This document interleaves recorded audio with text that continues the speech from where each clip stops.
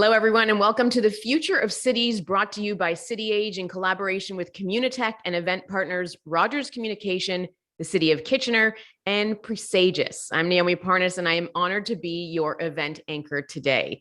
We all want our cities to be safe, sustainable, and livable, but getting there depends on how well we can address the complex social and economic challenges standing in our way. We know that city leaders can't and shouldn't be left to handle those problems all on their own. That's why today we're bringing local government, tech founders, and business together to explore, define, and solve today's complex challenges and build the future of cities together. There's over 400 of you here today to help us. Thank you for being here.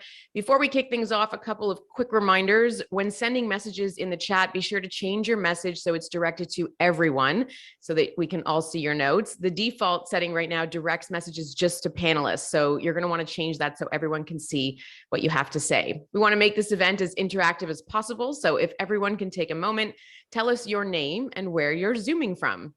And before we start with our first guest, we have a poll question for you. The first question is, which of the following is the biggest challenge for today's cities? You can see the questions there, so answer that, and then we'll get to that after our speaker. Now, please help me welcome Adam Straker, Program Manager of Ecosystem Collaboration at Communitech. He's a dynamic, motivated, and value-driven relationship builder with more than 10 years international experience in the private and not-for-profit sectors. He's here to kick off the show. Adam, the floor is yours. Lovely. Thank you, Naomi. I'll just share my screen, and then we'll be away. Lovely. The world is increasingly urban. A recent UN report estimates that by 2050, 68% of the world's population will live in urban areas. That's 6.6 billion people, and we want them all to be safe, happy, prosperous, and to live in thriving, caring communities. As a species, the most complex challenges we face are increasingly urban challenges. If we want a bright future for ourselves, our children, and our grandchildren, the future of cities must start right now. So that's what we've done. Communitech's Future of Cities Collaborative convenes leading experts from tech startups, enterprise businesses, municipalities, not-for-profits, and universities. Different perspectives, different types of thinking, different capabilities to better understand, define, and solve the most complex problems facing cities today. Through taking on these complex problems, Future of Cities creates outcomes, win-win outcomes for its participants. Tech startups win because they gain access to high-value customers and procurement opportunities. This is a starting point to accessing and leveraging an integrated marketplace of Canadian municipalities, whereby the solutions we have identified for a group of municipalities are made available to municipalities that are experiencing similar problems coast to coast. Municipalities win because the collaborative supports the exploration, definition, and solution of complex challenges around, for example, transportation, climate change, and inequality. Again, there is the potential for integrated markets for municipalities. Future Cities helps a group of municipalities source and select real solutions to real problems they're trying to solve right now, leading to the opportunity to create integrated buying consortiums of municipalities that are all facing comparable challenges. Enterprise businesses win because the collaborative helps them prepare for the future from an innovation perspective. Like municipalities, they also benefit from reduced sourcing costs and procurement risk because the collaborative connects them directly to credible, vetted solutions. The challenges we're taking on are not unanticipated future challenges, but challenges cities are facing right now, such as the digitization of urban infrastructure, strategic asset management, and the urgent need to update digital infrastructure. These challenges are very real and have a substantial impact on the physical and mental well-being of citizens. The clock is ticking, so speed is vital, and the program moves quickly through 6 stages. We've just wrapped the Explore stage, in which we hosted 10 interactive workshops with 70 leading experts from 44 organizations, including 20 startups, 6 municipalities, 6 enterprise companies, and 4 universities. This was a national initiative with representatives from 15 Canadian cities across 6 provinces. The purpose of these sessions was to explore and understand the challenges cities face with an initial focus on safety, sustainability, and livability. In the define stage, we'll come together to define the challenges that we'll use to issue a call for innovation to startups nationwide. Once we receive those submissions, we'll work with our partners to help select solutions we want to further evaluate. Selected startups will then have the opportunity to position how their solution solves those challenges in our early September MVP showcase. This will allow us to work with our partners to initiate paid pilots for these solutions individually or collectively. The program will then conclude with Forge Ahead, in which we share what we've learned and showcase some of the founders we've met along the way. If you would like to participate in any of these sessions, please reach out to me directly, adam.straker@communitech.ca. The real city is humanity, not the structures that surround them. And so in many ways, the future of cities is the future of humanity. Right now, cities are beset by a dizzying array of very complex challenges. As if this wasn't enough, municipalities encounter many formidable barriers to innovation. It sounds overwhelming, but I'm here to tell you that it's not. Canadian innovation is equal to all this and more. We can have cities that allow the free and frictionless movement of people, goods, ideas, and dreams, in which communities are connected, equal, and prosperous, and in which everyone has access to the lives and futures they deserve for themselves and for their families. The way to that future is together, in the realization that the future of cities must start now. The next 8 months are going to be filled with events, workshops, and celebrations of our national ecosystem of innovators. If you'd like to join the program as an official partner in this journey, we'd love to have you. Please reach out to john.lee@communitech.ca to discuss options and next steps. That's it from me. Thank you for watching. Back to the studio. Thanks so much, Adam. Our next guest is the founder and senior researcher of the Problem Lab at the University of Waterloo, whose only mandate is to find and understand important problems.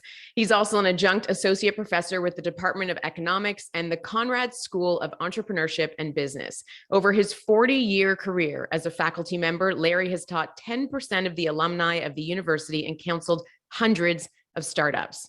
Please welcome Larry Smith. Thank you very much, Naomi. It is my pleasure to be with you this morning.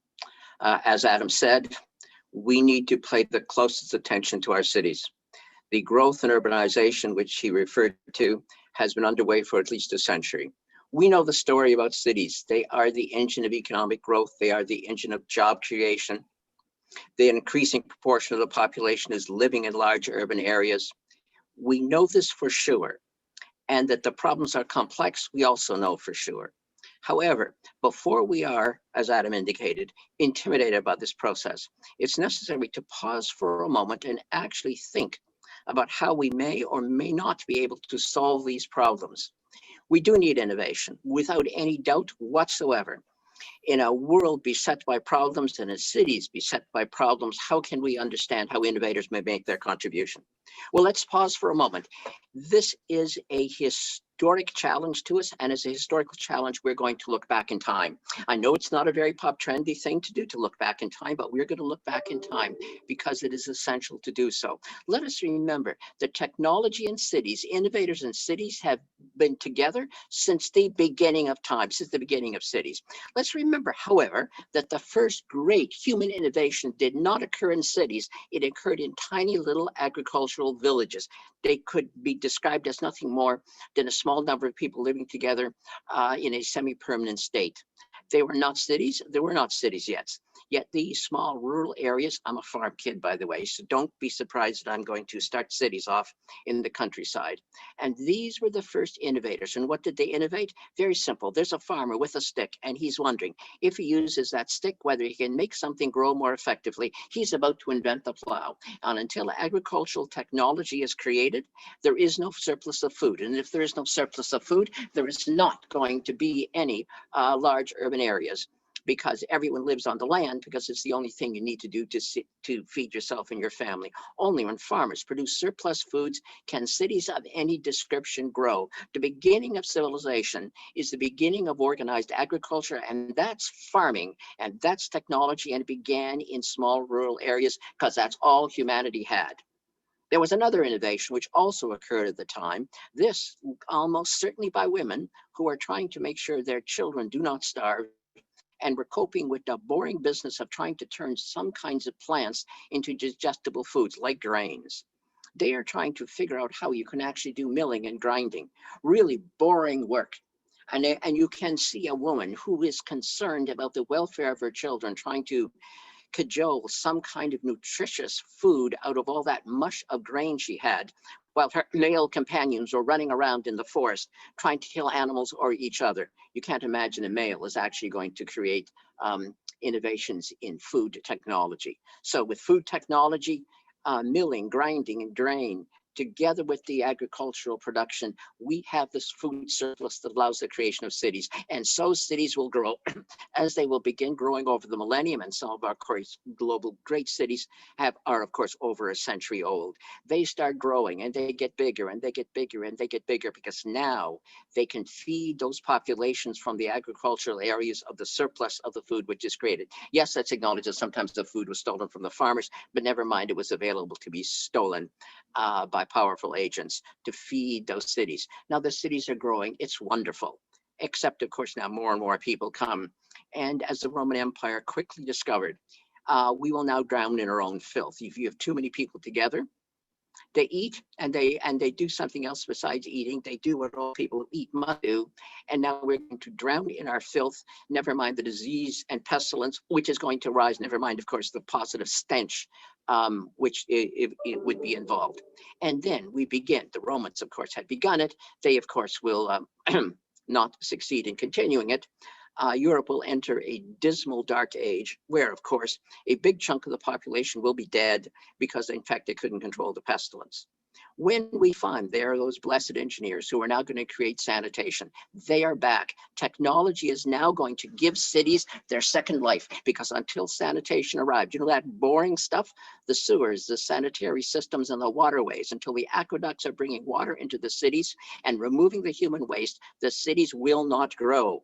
Technology. Don't somehow believe that technology is, we need now technology for the growth of the cities. We've always had technology, innovation built into the core of the cities. They would not exist without that. Of course, as this unfolded, the population is now going to grow because, of course, we now have much safer and more sanitary conditions. It is a march of civilization. We no longer live in our own filth or smell. This is a huge improvement. The next great improvements in technology are also going to shape the dynamic of cities. It's going to facilitate the ability of larger numbers of people to live together, and it's called public transit. It is, of course, the railroad in the first place, which is now going to facilitate the movement of people around the planet, and the development of ships, which moves them also around the planet. Now we have railroads. Now we have technology. Now we have the growth of cities. People can move to the cities. They can move from country A to country B, partly driven by the railroads. Now, let's also notice one thing and not mangle human history.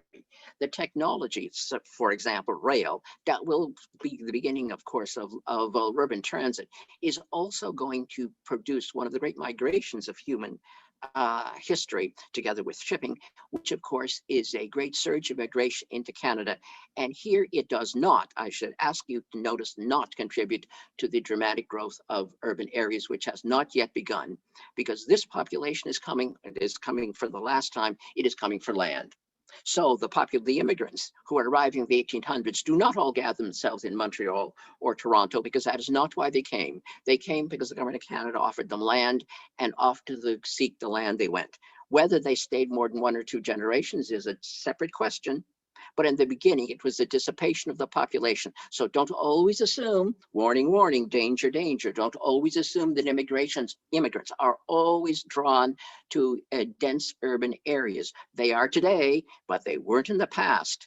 We might ask whether in the future they will stop being driven to these major urban areas. We'll get to that in just a moment. I have a lot of human history to cover, so I have to proceed here relatively quickly. So now we're into, we're into the 1800s. We have now agricultural so productive, we do not actually need any more people on the land. And now those great urban areas are offering jobs in manufacturing and other activities. And now, finally, as we move into the 20th century, and we finally pass the peak where the largest proportion of the population are on the land. By the way, this does not happen until the early 1920s. This is a recent development when the majority of the population will abandon the land as a place where they must live to feed themselves. That is an inflection point, because after that point of time, now the relative population, of the country is going to live in urban areas. That's different from the fact its absolute growth had been rising, but the relative growth is really the story of urbanization. And so now the cities are hitting their stride as we move. There's a bump in the Depression, of course, as well as the disruption of World War II. But the cities, as we now hit 1950, in their world, in the industrial world, in the part of the world that is not devastated by war, and later in the parts that were devastated by the Second World War, the great cities now rise. The migration into the cities in relative terms continues, as well as migration around the world. And here we are with technology now shaping the communications technologies. And now what is tomorrow? What is tomorrow? Well, technology is going to be the forefront of the future of the cities. How could it not? It's been the forefront of the history of the cities since the beginning of time. So what is happening? The challenge that Communitech is offering, the challenge of what this program is about, is not, of course, to say, yo, this is something we've never done before. This is to focus our attention on the most critical issues now facing us. I don't need to list them all. As you know, everything from environmental sustainability, lest we have an existential crisis and destabilize the entire planet, and whether we live in cities, live in the countries becomes irrelevant because we will have trouble living anywhere because of climate deterioration. Never mind issues of employment and equity and affordable housing, the list goes on and on. If we've ever needed innovators, we need them now. However, the next question is, what kind of innovations? Well, you might say, well, lots of innovations for lots of things with lots of problems. Well, but however, we have one huge background problem, which is sitting there, ladies and gentlemen, in the heart of every large, urban, densely populated area, ticking away. Tick, tick, tick, tick. Is a disruption coming? Warning, warning, danger, danger. Cities have undergone disruptions in the past. There have been sharp demarcations, sharp changes. We need to be very, very mindful of that. I'm now going to become very Canadian, cautious, tentative, maybe even a touch of a wet blanket. No, not about the need for innovation, about the direction in which the innovation may go. So, what is the future of cities? How can it be shaped by technology? Well, notice one thing. With respect to one salient characteristics of cities, we do not have reliable information. Strictly speaking, we don't actually have much information at all. So, we want to innovate in cities. This does presume some ability to plan the city, to plan the infrastructure, to what are we going to do next? How our cities will evolve? How can innovators help them evolve in a more positive, more civilized, more effective, more environmentally sustainable fashion? Well, yes, that's a good question. But what will the city look like tomorrow? Equally good question. So we have to look into the future. You can't shape the future without trying to look into the future. Yes, I know the cliche. Innovators create the future, they don't predict it. But we still need some sense of how the future is going to unfold. And now we have this huge element of uncertainty, which we best pay attention to. When you're an innovator, it is dangerous to assume certainty where there is no certainty. If you are trying to guarantee that you were going to create an innovation that was a gigantic white elephant that you could not get rid of, that would be how to do it. And what is this great category of vacuum information? And that is that we don't know how big cities will grow, or if they will keep growing at all. We do not know. Yes, ladies and gentlemen, I have read all the population projections for cities and countries. Among my various specialties in economics, demographics is one of them. I love demographics. Demographics are so wonderful because it means that it is the kind of forecast that you can make with extraordinary skill and certainty. So how many 17-year-olds will there be in Canada next year in 2023? I will tell you almost perfectly because I know how many younger people there are in the country right now. I will just add one to their today's birth date and I will be right. And I can do it for young people quite easily because they rarely get hit by buses and don't die prematurely. So that's easy to do. The only problem is, of course, if I use the certain information we have, we don't have cities growing. We don't have them growing much longer, as a matter of fact. In fact, we don't have them growing practically at all.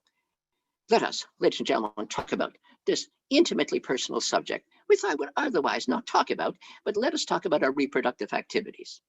This is an essential element because for most of human history, if you wish to engage in sexual activity, you had two choices. Sexual activity came with babies. So if you didn't want babies, it was abstinence or babies. Now, of course, technology and some changes in human social practice have given us the third option. And tens of millions of people in the affluent world, remember, that's the part of the world most able to afford many children, decide not to have them. We are now in the middle of the great baby drought. You want a single disruptive effect on humanity. And do not tell me it could not possibly affect our cities. How could our cities, where people live in, not be affected by the fact that we are not having babies? The number of babies on the planet being born is near peak. We're nearly at peak babies, considering the whole planet. This is quite alarming when you think about it. Now, give a notice. StatCan, Statistics Canada, is very careful about its projections of the population of Canada. The language is clear.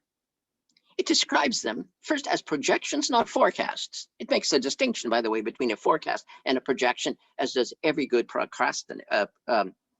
any good forecaster, as I am, pays close attention. A forecast is based on what you believe will happen, and I have a whole bunch of evidence for why I believe it will happen. A projection is exactly that. We're not sure what's going to happen, so here we lay out some possibilities. So every single credible population projection you will find from the United Nations, from the government of Canada, from anyone else, lays out scenarios: high scenario, medium scenario, low scenario, because of course nobody knows for sure. As StatCan just says, the future of the population of Canada is uncertain. Now there is our principal statistical agency telling us that with respect to our ability to plan any city anywhere in the country, and by the way, the statistical agency, the United States, the European Union, Japan and China would all say the same thing, it's uncertain. Now there's a huge element of uncertainty sitting there in the middle of trying to understand how we may make cities better through innovation. And of course, the birth rate is now in most of the industrial well below replacement. Notice what this means. Operationally, by the way, I'm not telling anything city planners don't know. The only trouble is city planners have this buried somewhere, normally on the back of the report. And what the headline stuff is, city forecast to grow, city projected to grow. And all the caveats are left to one side. Even though the demographers have very carefully described it. So we have projections for Canada growing, and that is solely because of immigration. We're growing because of immigration, because immigrants make up the not babies. Simple as that. And if immigrants did make up the not babies, we would not be able to project continuous population growth as we in fact are doing so. And cities would, without immigration, soon stop growing. Now, cities also grow. The intense urbanization has also grown by internal migration as people leave smaller towns, and you still have a few farm children leaving, going to the city. But that's a limited number of people because the population itself is entirely limited. So now you have immigration. Immigration is what makes us grow.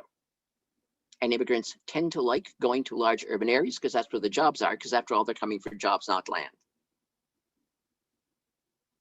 So now, if we're going to project the futures of cities, it's all based on the future of immigration. We've given up the baby thing. So people who don't have babies, not going to be able to do much about it. The province of Quebec has tried with limited success to bribe women into having babies. We can try a few other things like government provided daycare. Makes, as far as the research is concerned, appears to make small differences thus far. Yes, I know someone on this call, in this conference, has like 6 children. You should be declared a national hero for contributing to Canada's not extinction. But let's be clear. If we build cities and immigration, as we have, this is, by the way, not an anti-immigrant argument. Thank goodness for those immigrants. You will not find anyone more welcoming of the immigrant model than I am, who is, of course, the great-great-great-grandson of an immigrant to Canada and sees no reason why suddenly his family's own tradition should suddenly stop. We're in the few countries in the industrial world for which immigration is not an election issue yet. It isn't the United States, as you know perfectly well. So before we make blissful assumptions on immigration, let us understand the degree to which it is driven by public policy, driven by wars and rumors of wars, as you know perfectly well. Canada will have a surge of immigrants from Ukraine, which is now under direct assault while this program is underway. So yes, there are ready immigrants for the moment. But I ask you to notice another circumstance here, which is of critical importance. That immigrant flow is not easy to anticipate or control. And as the countries of Europe, Japan, and other places go into decline, including China, those countries are going to redouble their efforts to hold on to the skilled labor they have. So Canada wants to take skilled labor from Europe. Europe is going to hold on to that labor for dear life. How might it hold on to them? It might pay them more money. How might Japan hold on to its scarce, increasingly scarce labor? Hold on to its, pay them more money. So will China. Now, of course, China may inflict the self wounds on itself as an authoritarian state, but that's a separate issue. The United States, well, you would literally, with respect to the United States, say, if you wanted something unpredictable, that's about as unpredictable in immigrant environment as you can imagine. So absolutely, we should welcome immigrants. How many will come? How many will be available? Because remember, it is skilled labor, skilled immigrants we are seeking, since we do not have jobs, largely speaking, for unskilled people anymore. So now there, unfortunately, but as a matter of fact, immigration is as difficult to predict as anything else could be. The baby shortage is forecastable because it would take a huge change for that birth rate to rise, and it would take decades for it to have any effect on the labor force. And immigration is there and equally uncertain. So what does this tell us for the future of cities? It's cautious. It's warning, warning, danger, danger. We are not sure what's going to happen to the number of people living in dense urban areas. We all know the recommendation is for intensification, increased density. Yes, well, that still requires people. Never mind their willingness to be in densely populated areas. Now, we need to notice one last technological wrinkle which has been thrown into this soup that may also affect the population of large, dense urban areas. And that's the pandemic. Oh yes, let's not forget the pandemic, although it may be ebbing, thank goodness. Let us keep in mind this very key idea. Now people can work from home. I'm sitting in my home, it might be more or less obvious. And notice, we've been told that what if more people want to live at home and not work in downtown Toronto at King and Bay? Because now they've discovered they can. So does this mean work will be dissipated? So independent of the population growth, relatively fewer people will find the need to be in intense urban areas. Now, there's a caveat against that, and the caveat's very straightforward. Humans are social animals, and we like workmates. Yes, yes, we like our partners and we like our children. Well, our one kid. Well, in some cases, half a kid. But we like our workmates. There's a lot of evidence that nose-to-nose contact also fuels innovation. But there is an alternative, you see. Technology, bless it, now makes it possible to have an office with workmates, but it doesn't have to be at King and Bay. It can be in downtown Trenton, Ontario. A beautiful place on the Trent Severn River system, adjacent to Lake Ontario, a beautiful marina, outdoor areas, suburban houses that people still like. Oh my, ladies and gentlemen, the choice is not between working in an office in downtown Toronto, Montreal, Vancouver, Ottawa. Possibly the choice is work in a office in a smaller community. And what if that is the implication of today's technology? So our urban areas, which are driven by immigration, and now the immigrants discover, the educated, skilled ones, that they could have a big house in Trenton or a condo in downtown Toronto. I wonder what choice they will make. And I wonder how many will make it. We do not know, but that is not an implausible question. So what do the innovators need to be doing? What solutions do we need? We need lots of solutions for lots of things, but this above all, we need innovations from our startups, from our municipal governments, from everything that prizes flexibility. One of the greatest challenges of urban areas is their inflexible infrastructure. We need better ways to be able to accommodate a wildly uncertain future. The great overriding challenge for innovation of all innovators is to try to find solutions that can be scaled, that can be quickly modified. Those great condo towers in many urban areas are highly inflexible. Try to turn that building into anything else than what it is, except at horrendous cost. Perhaps technology should help us use the infrastructure we have more effectively and repair it faster before we build other parts of our city that will prove not necessary. Those are real questions. There is great uncertainty. Essential that we acknowledge that uncertainty, that we proceed both cautiously with a desire for flexibility, and we ask our innovators to contribute to that flexibility. All doors open, all doors open, all options on the table to the maximum possible extent.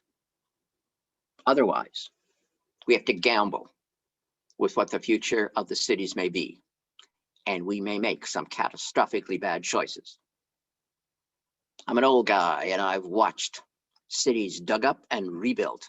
I've watched my community rip up rail tracks and then lay them back down in exactly the same place as they once removed rail transit as outdated and then put it back in as the latest thing. Caution, ladies and gentlemen. We face the future with caution and humility and an aggressive commitment to innovation. That's our challenge. I wish us all success in rising to that challenge. Thank you.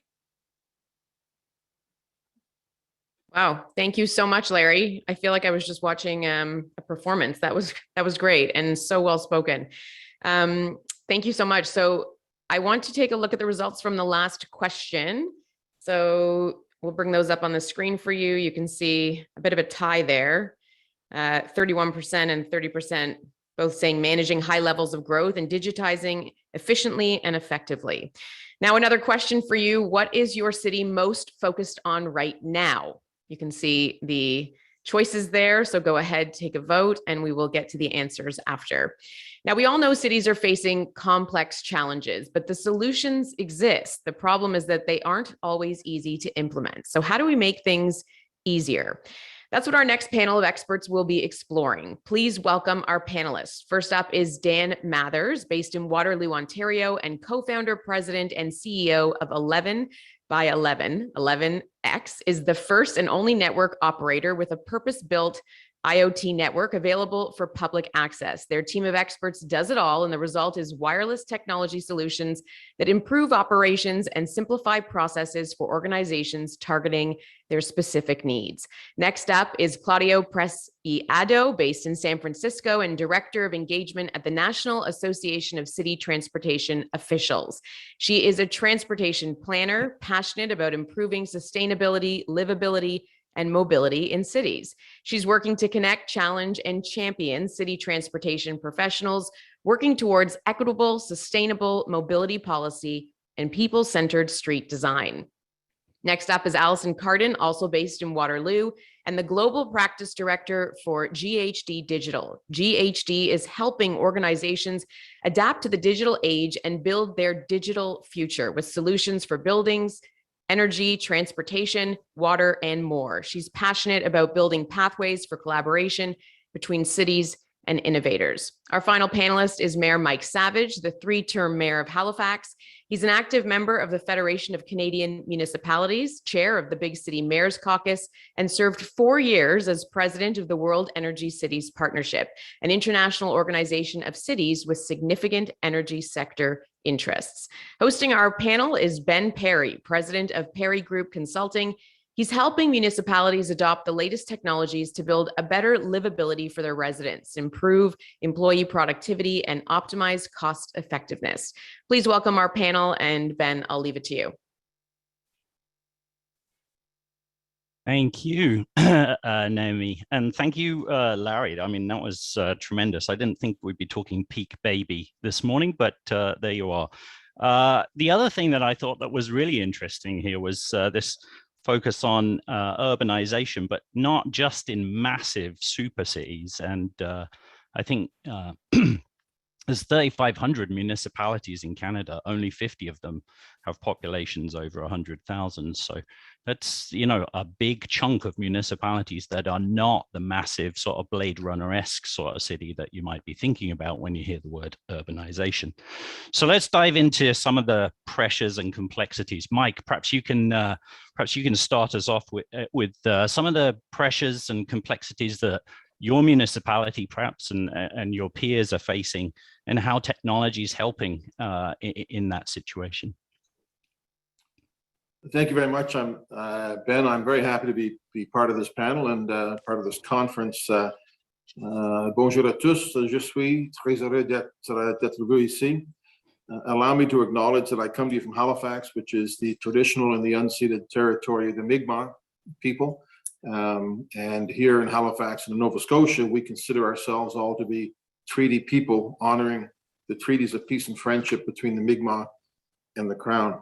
You know, we have a lot of pressures, and I think municipalities, large and small, all feel those pressures. You know, in many ways today, we're facing a multitude of crises. The climate crisis is one that affects every one of us and can't get lost in the health crisis, which became an economic crisis from COVID. And then, you know, the crisis we see in Ukraine, the unwarranted aggressive action, violent action against the people of Ukraine. And I would frankly say we also have social justice crisis, which has embodied itself in things like Black Lives Matter and Indigenous lives are sacred, which has forced us to confront realities. So the question is, how can we use technology to address those things? And I think we can use technology. I think that the use of technology, and I'm not an expert on it, I don't have any great technological expertise, but I believe that technology allows us to be more efficient. And I think it improves our democracy. I think use of technology allows us to involve, you know, more citizens in the decisions that we make. And I think one of the things we need to do, you know, one of the things we may be talking about is how do we work with our staffs, our municipal staffs, you know, to encourage and embrace technology. And I think one of the things we all have to do is to empower people and to recognize that as we become IT hubs, Halifax has become a big IT center, which is not something people thought 10 years ago.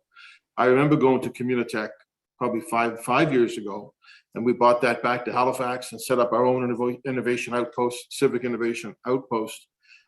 But we have to be prepared to embrace that and recognize that the people that we want to encourage to come to our city are used to failing sometimes before they're successful. And it's not a natural tendency of bureaucrats to embrace taking chances. So I think we need to be able to do that. I just got a note here from Don Iveson, my predecessor from Edmonton, who's listening on this call, who would be very familiar with this as well. Good to see Don's on the call. I'm glad he's doing something useful now that he's no longer mayor.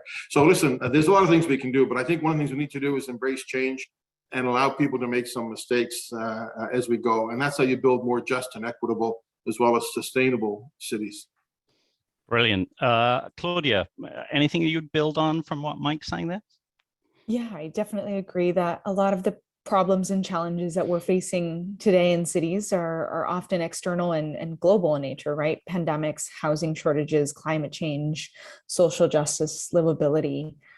These are generational level impacts that will affect not only the people today, but the many that come after us. And cities are tasked with the most Herculean of tasks, which is, house our people, make our places livable, make them fair and just and safe. Technology can play a role. And I will say that I think for me, the core of what technology and technology companies can do is ensure that you're solving real problems. So whether they are internal to the way a city operates to kind of get at some of those efficiency goals, or whether they are external to actually solving some of these challenges. We've seen tremendous innovation in water, environment, and all of these other kind of areas of just operating a city for the millions. And we need to continue to see technology in support of solving those real problems. Real problems for sure is, an important point. And some of the things that we're talking about here are huge. Meanwhile, cities are sort of stuck in day-to-day operations. So, Ali, are there sort of things that you can think of or that you've been involved in that are sort of freeing time, like Larry was talking about, freeing people from village work that gave them time to move into cities to be part of that industrial revolution? Thanks, Ben, and thanks for having me today. Yeah, I mean, listen, I work with municipalities daily, and I think, some of the biggest challenges that I see today are, having to do with, everybody's on this wave of digital transformation, right? And the problem that I'm faced with and they're faced with is, these back-end legacy systems. Like, they're all built on these old legacy systems that are often very difficult to integrate with or interface with. And, we can do everything in the world to bring these services online and make it easy to use for the citizens and quick. And, even after that whole Amazon-like experience, but at the end of the day, if the end of that journey requires a person to take that data and manually put it into 5 or 10 other systems or manually generate an invoice or a bill in some tax system, we've completely missed the mark. That digital transformation just can't happen. So, that's been a problem for me that I've been trying to help and solve. And honestly, I think where I'm seeing some good success here is using tools like robotic processing automation or RPA, intelligent automation, and those seem to be viable solutions today. So, don't think that the journey has to end and that we have to accept the old ways of working, and I think that's where you need to challenge innovators and say, like, how can we do this? Because the option to upgrade all these old systems, especially with municipalities that have budget constraints, resource constraints, they can't just whip out a new financial system, right? We have to learn to work with it. And I think we need to keep that in mind as tech companies. Perfect. Dan, how about some of the things that you're seeing that are freeing, I guess, municipal staff time to do bigger things? Yeah, no, it's a great question, and thanks as well for having me. I think what we're talking about here is and what's super important is the thoughtful application of technology to problems that cities have and are struggling with and want to achieve. I mean, every smart community wants to optimize their operational efficiency. They want to improve economic development. They want to meet their environmental objectives and overall improving the quality of life for all of their citizens. And often it's tempting to try and solve every problem with one single platform that integrates every single data set across multiple different, silos within the city. But what you end up with there is just a lot of complexity.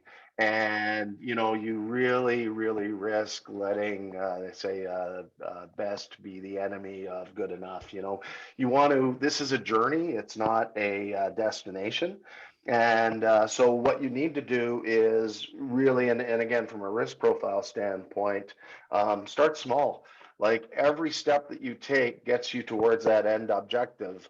Have a plan, but don't try and have the all-in-wonder solution, because then you just end up with a Rube Goldberg device. So where we've seen people be really successful with the cities across Canada that we work with, and there's many of them, it's those cities that kind of focus on a specific solution that touches multiple objectives there that I outlaid at the beginning. So, you know, one of our products is smart parking, not to, you know, lots of people provide smart parking solutions, but, you know, there's an example where people looking for parking causes traffic, causes 30% of congestion, you know, 430,000 metric tons per day globally, really impacts people's quality of life as they sit in traffic. And, you know, so look for those, and also impacts economic development, where people just, instead of going downtown and spending money, they just turn around and go home. So like, look for those solutions that touch multiple areas, and then start small, like with a pilot, and just try out the different technology, convince yourself that, you know, the risk is low, and then go and deploy these solutions and really reap the benefits. That's my advice. Great, Dan. Claudia, how have you seen some sort of good examples of private and public sector coming together to do this type of testing things out, figuring things out? Yeah, definitely. There's a few great examples that come to mind, one in New York and one in Australia over in New South Wales. But New York is actually partnering through a third-party organization, the Partnership for New York City, to do a transit tech lab. And actually both programs are similar in scope, in that they put out a challenge for local innovators to respond to. And so it could be a bus challenge, it could be a train subway challenge, it can be a pandemic challenge. And you'll see these calls for essentially, you know, responses from tech companies to provide solutions to these local agencies, whether they're transport authorities or city staff, in order to actually, you know, get interesting and innovative ideas to solve these challenges that they're up against. And it's, you know, a loosely defined challenge, which I think breeds for a lot of innovation and interesting ideas. You can kind of stand up a process in which, you know, you set really concrete timelines, really concrete goals by learning about these companies. And the New South Wales kind of, I think it's the accelerator, digital accelerator is also very similar. You know, they incubate new technology that often will become something that they financially invest in. So it's a win-win, and it provides that experimentation that Dan is talking about, and allows you to really try new things in a way that maybe feels a bit more nimble and comfortable for the organization itself. It's a bit different to how municipalities typically procure. You know, they normally get into big specifications and get very specific about what it is we're looking for, going to market with a challenge or a problem statement, and really seeing what the market can do is a pretty powerful change. Mike, are you doing some of those types of things in Halifax? Yeah, I think we're doing some of those things. I mentioned our Outpost, for example. So we have a great great innovation lab, Volta Labs, which, you know, 5 years ago was in a small room in Halifax, and now has 60,000 square foot of retail and plus offices. And when I went to Communitech, I came back and said, we need to go in there and have this position where you come into these creative collisions all the time, put some of our employees in there, bring in other people, and test out technology. How's technology going to work? Some of our folks are working with Dan's guys on some of the parking stuff, you know, and so, and he's right on the money. We don't want to encourage people to get in a car. We want to get people the hell out of cars. But if we can use some parking solution that allows people to get 20 minutes free parking to help them do pickups and deliveries during the pandemic, so that the small businesses who've had the crap kicked out of them are able to get easier delivery, then that's a good use of technology. So I think and we have some good people and smart people and bureaucrats that are prepared to take on those challenges. I think one of the keys is to make sure that what you're trying to do is actually a goal that aligns with civic objectives. And any municipality wants to work with private providers who take the time to understand what we're trying to do. In Halifax, we don't just want to be a bigger city. We want to be a better city. We want to be a city where there's more societal equity, where we're actually moving the ball on climate change, when we're supporting both immigrants and also the other groups that have traditionally been underrepresented in the success of the city. And we need to identify the issue. All the time in this job, you come up with in situations where you think, wait a sec, I know that's what our goal is, but does that make sense? I remember being on the board of our water utility, which is amazing, Halifax Water, but our goal was to increase revenue by increasing water consumption.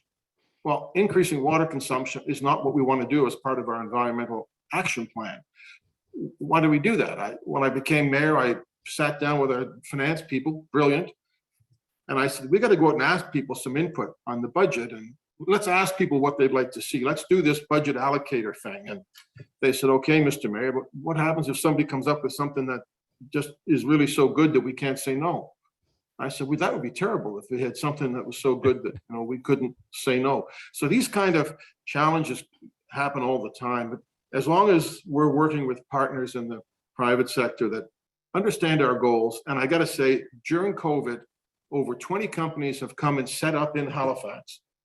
And I've been on the phone with some CEOs who are in Bangladesh and Dublin who've never been to Halifax, and they came here during COVID because of our young talent and because of the rise of mid-level cities, and because they like the quality of life and all that sort of stuff, and the fact that the city is safe. They also, I think, investing in climate change, taking it seriously, and being a city that takes diversity and inclusion as a real value, aligns with a lot of corporate goals in the private sector. It's not just charity, and it's not just making people feel good. This is where people want to be. So making sure that we know where private sector companies are coming from, making sure that they understand where we're coming from, recognizing that sometimes we have to change what the goals are. It's not strictly revenue. It's building a more equitable and sustainable city. That leads to good partnerships. And in technology, I think there's a lot of stuff that can help us with that. I don't know a lot about technology. I can't tell you the ins and the outs. I think it can make us a better, more sustainable and more equitable society. I love that point that you just said there. I don't know what I don't know about technology, but you've got problems to solve. So I'm curious, Dan, about what we can do to bring, what you're seeing about bringing sort of smart bureaucrats and private sector together. What's working out there? What are you seeing that's working well for that? Yeah, no, thanks a lot, Ben and Mike. I completely agree with everything you said. In fact, I think Halifax is doing a lot of things right, and the cities that are doing things in that way are really making headways. You need to have an innovation budget. It doesn't have to be huge, but you have to have an innovation budget so you can try things out without going through a full-blown RFP, spec out all the details. It's just, it doesn't really, work that way. You got to be able to try stuff out. And then before you make a big commitment on dollars, of course, you're going to go for an RFP and go through the bigger process. So the innovation budget allows you to try new things, pilot different solutions. Second thing is, Canada, we've got a lot of innovative communities, but you need to make sure that you reach out to the other communities and learn from them. One of the things we've done is created a peer-to-peer learning forum that we run once a year, where all the communities that are, implementing our, innovative solutions, whether with us or with other vendors, can get together and share their learnings with each other. So that reduces risk as well. And it also starts to generate ideas that, I didn't think about doing that, or, hey, maybe that would work for me, and start building those types of relationships. Third thing is looking for areas of, one of the things with some of the smaller communities in Canada is it's a big deal to do a big RFP and engage the consultant and do all the, all the things that you need to do. Well, there's organizations like Canoe Procurement who, go out and do the RFP on behalf of the, municipalities, and then you can buy off of their RFP response and their supplier contracts. So look for opportunities like that. And then the last thing, the suggestion is, look for opportunities for grant money where, there's a lot of grants and funding out there. And, I think that Claudia mentioned that as well in the US. A lot of that exists in Canada as well, where you can access these funds to go and, again, maybe do a little bit larger pilot and not have to, put your own budget on the line for it. So all those things I think we've seen working well. Mike mentioned there sort of empowering people, and that's really what this sort of innovation budget helps to do. Ali, have you seen some of those types of things happening with people you've been working with? What's working well there? What's some of the points of success? Yeah, I think on we've seen a lot of funding come out of the pandemic, actually, in the municipal space. Some may be familiar with the modernization funding, and that was really, I think, an eye opener for a lot of people when we had to shut down city halls and town halls. And it's, how do we provide these services to our residents and those sorts of things. So yeah, there's definitely been an abundance of funding available. One of the suggestions I'd like to make is, if you're working with, you're trying to solve problems, and someone mentioned it earlier, right? Solving real problems, like don't just build solutions and take them to the market. It's so important to meet with people and figure out and understand what the real problems are before we start solutioning things. And, when doing that, the probably the best experience that I've had in working in the municipal space is co-creation, right? So we're not just, municipalities love to share solutions. It's not like the private sector where they want to hoard their kind of intellectual property. If they solve a problem, they are very happy to share that with many. So bring them in. I bring them in early, bring multiple of them together. Let's talk about the problem. Let's understand the problem and co-create that solution together. And, being, an entrepreneur or a startup, there's no better way to get into that space than co-creating with a bunch of people that want to work together, and lining up some of that funding can help too. But ultimately, there's no better way to build a product in that space. And I think the other thing to be aware of when building solutions for municipalities is, their budgets are capped, they're limited. We have to be mindful and fiscally responsible for them as well. So be creative in pricing models, revenue streams, think outside the box. Don't always assume that they have to pay you for that service. Are there other partners you can bring in? And, advertising would be one of them, but not a great example. But, it's just a model of how, instead of having them pay the full bill or the bill at all for these tech solutions, what other partners or opportunities of revenue streams can you bring in? So as a tech company, you get paid, but then you're delivering a service to a public sector municipality at a low cost or no cost. So just thinking outside the box there's lots of opportunities, and it kind of ties back into that partnership model as well. That's a really good example of sort of business model innovation. I've certainly seen during the pandemic a lot more sort of move of software vendors to don't pay a subscription, don't pay an upfront cost, but pay a price per permit that you issue. So we'll charge you $5 for every permit you issue. So that's a completely different model and sort of new, interesting sort of mindset. Claudia, you got any other sort of advice for entrepreneurs that are looking to work with municipalities? Yes, Allison spewed out a bunch of really great advice, so definitely listen to all of that. I think something on that thread that maybe I'd like to press on a bit is, technology needs to work within an ecosystem. It's something that Dan mentioned as well. Tech companies, should not be building proprietary data formats that do not work well within a broader ecosystem. We need information to flow in and out of your products.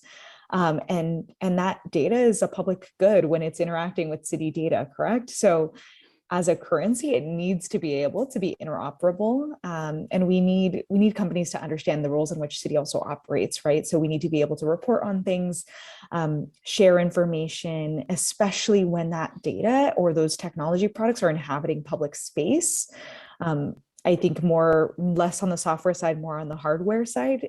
If you are doing hardware in kind of the city government space, especially things that operate on our city streets, you're going to have to truly come as a partner and not necessarily go the route of preemption or just dropping your vehicles on streets. You need to truly understand where the city is coming from in those types of trials and pilots.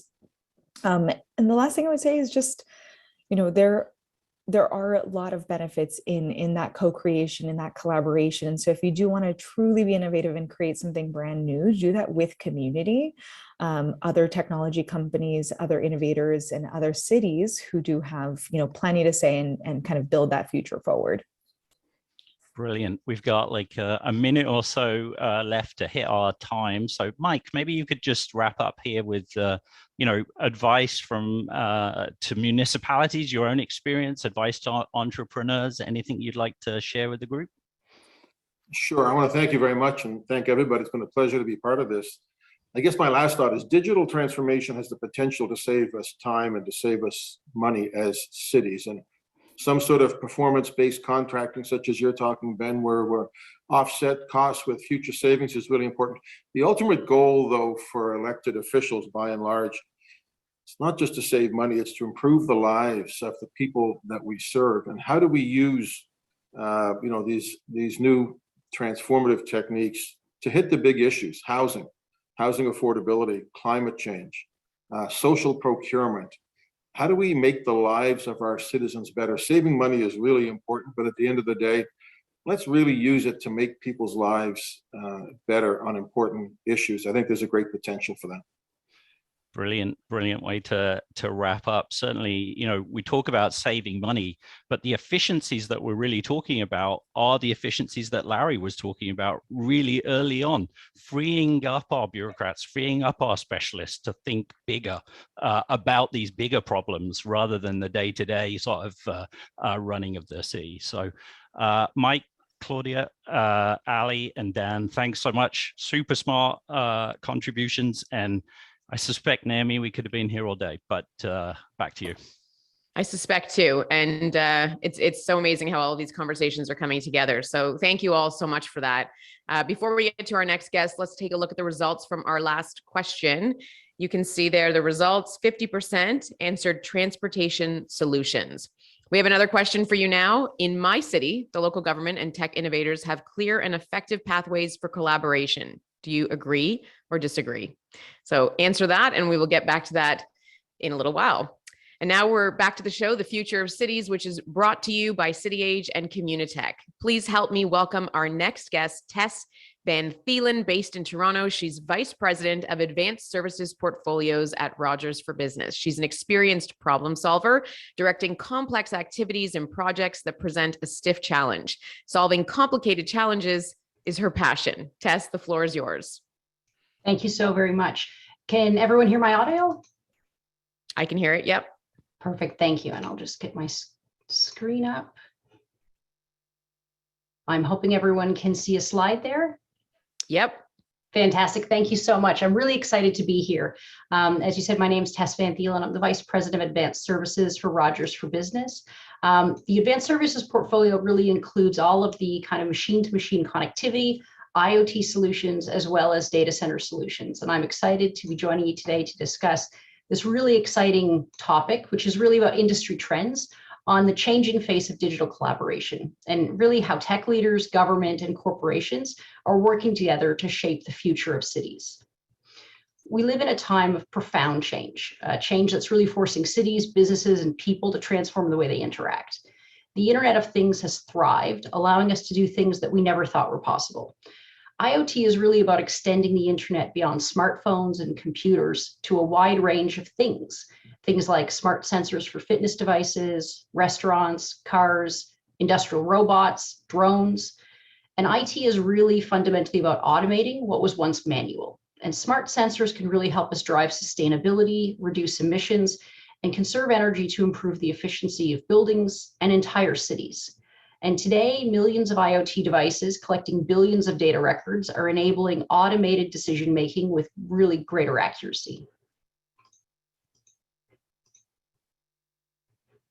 What makes a city smart is, governments and businesses have really told us that during this period of uncertainty, IoT has really been lighting the road ahead.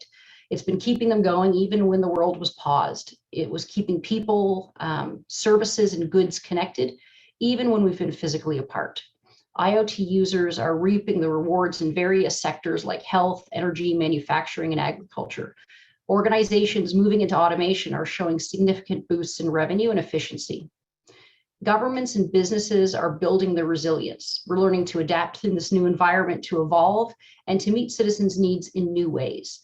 But we should always keep in mind that collected communities and connected cities really start with people.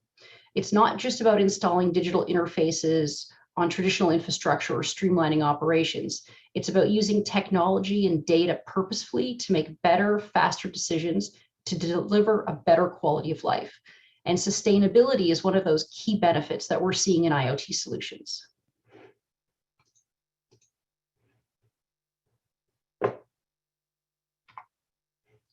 By collaborating with technology leaders, institutions, and cities to understand challenges, we as a collective can support and scale efforts around sustainability. And the need for a sustainability focus has never been clearer. By 2050, almost 70% of the global population is expected to be living in urban areas. And cities consume almost over 2/3 of the world's energy and account for more than 70% of global CO2 emissions. Even something as basic as leaky and broken city pipes can lead to an average of 10 to 15% of water loss, and in some extreme cases, as high as 40%.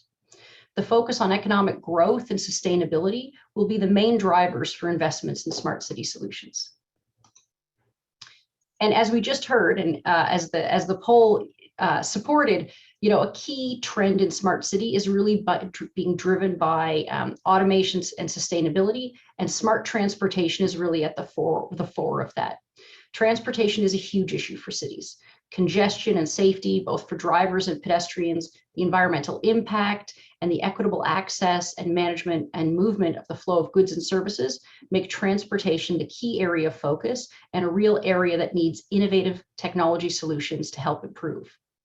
When we consider railway and subway for some of those larger cities, we can all understand the benefits of moving people from cars to public transit and the impact that that's going to have on traffic congestion, as well as the environmental impact.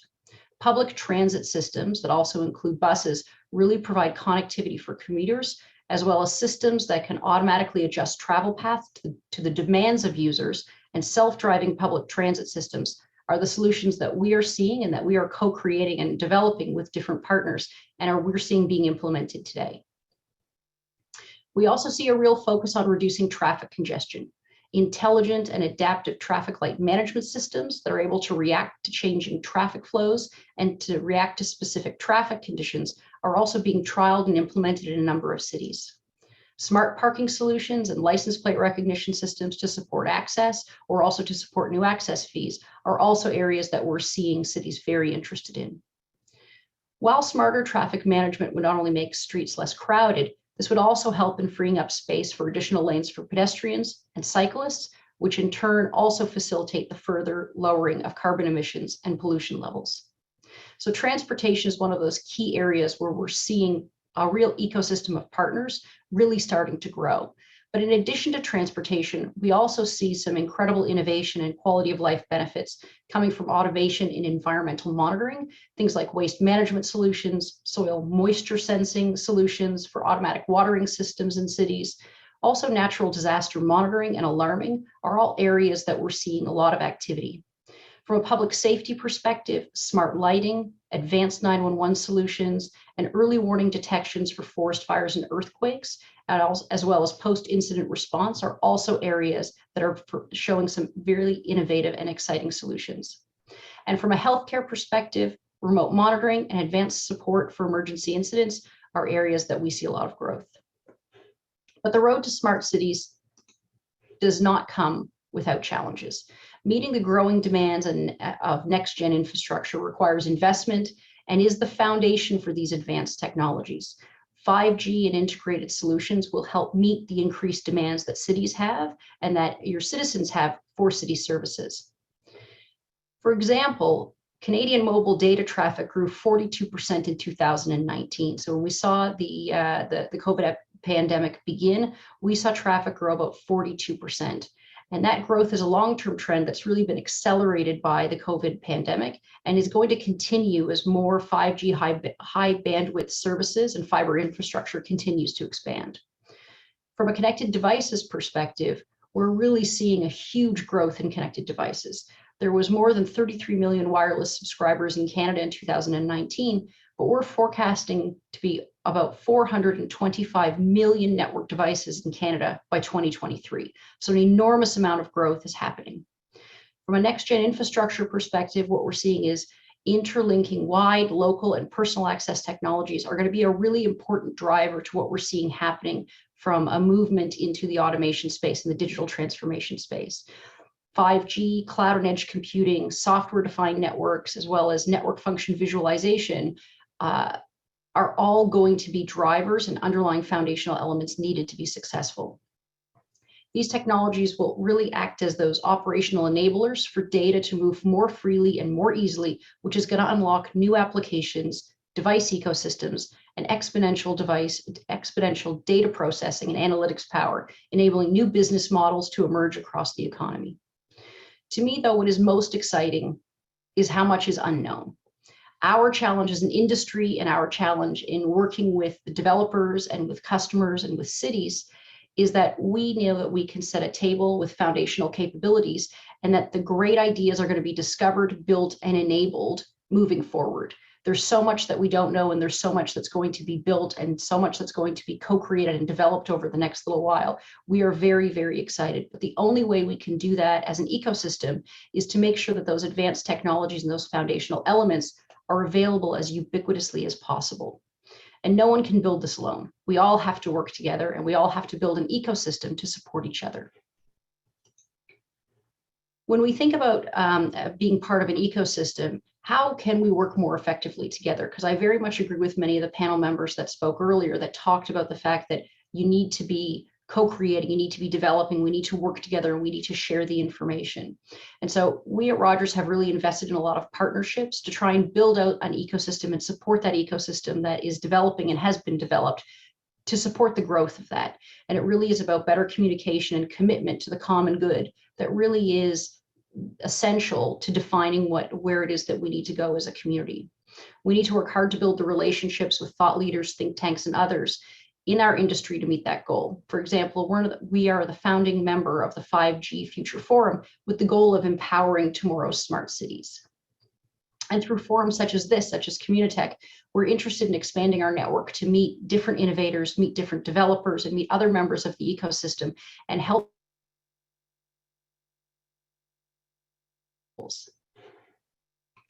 We are seeing incredible innovation across all verticals. There's an enormous opportunity as we move from monitoring and remote management to full automation to really use our applications in daily interactions. Canadian cities can learn from the best practices globally and adapt the technology through a phased and integrated approach. Ali spoke in the last panel about how it's really important to build out and co-create and develop those solutions that work for each city, and I completely agree with that. We really believe that each city has unique challenges, and there's different ways that technology can support those. And by evaluating the benefits of a smart city to their community, you can focus on whether it's really about getting that citizen and government engagement, about your environmental footprint, about having data-driven decision-making, or looking at economic development opportunities. No matter what your priorities are, you're going to need an ecosystem to support it. And that should include companies like Rogers to provide some of those foundational technologies, as well as our data centers to keep your digital assets safe. And that's why we need to work together. For us, when we think about that co-creation and development process, it really starts with the cities really deciding to evaluate what your needs and what your priorities are. And once you've really identified those top challenges, and once you've decided how you want to start considering and building an initiative around that, it's really then about going out and finding those partners that you want to work with, who can also bring their partnerships and their skill set in to help you build out the solution that needs, find the partnerships that bring the technology that delivers the benefits you're looking for, and then build out the solution you need, co-create and develop that together. And this is really how we are approaching the market. We've been very excited about a number of cities that we've been working with to develop and co-create solutions. We've done work on traffic management systems. We've done work on water management systems, on public transit management systems, automated transit solutions, and a number of different partners. And we're seeing incredible innovation, and it's an exciting opportunity, and we're very keen to be part of it. So be sure to visit the Rogers IoT Smart Cities website to learn more about the art of the possible. Thank you. Thanks so much, Tess. Our next guest is the Chief Privacy Officer of Innovate Cities, a nonprofit ecosystem driving smart city innovation. She also served as the Privacy Commissioner of Ontario for 3 terms from 1997 to 2014, created Privacy by Design, which is followed all around the world and has been translated into 40 languages, has taught at U of T and at Ryerson University, and is now the Executive Director of the Global Privacy and Security by Design Center. Please welcome Dr. Anne Cavoukian. Many thanks. It's such a pleasure to be here to speak with you today. And I'm really looking forward to walking through my slides with you and sharing the essential need to embed privacy into anything relating to smart cities. And that is the one thing that is often overlooked. So could you kindly pull up my slides, please? Okay, let's go to the next slide, where I will talk about Innovate Cities. Innovate Cities, which is an action-oriented, not-for-profit organization that really believes in the power and value of data for good. Founded on this belief that data has value, enormous value. Innovate Cities has the power to make the world truly a better place, delivering better quality of life. We're very committed to creating more inclusive, livable, sustainable cities, which use data to improve citizens' quality of life, while strongly protecting their privacy and earning their trust. These have to go hand in hand.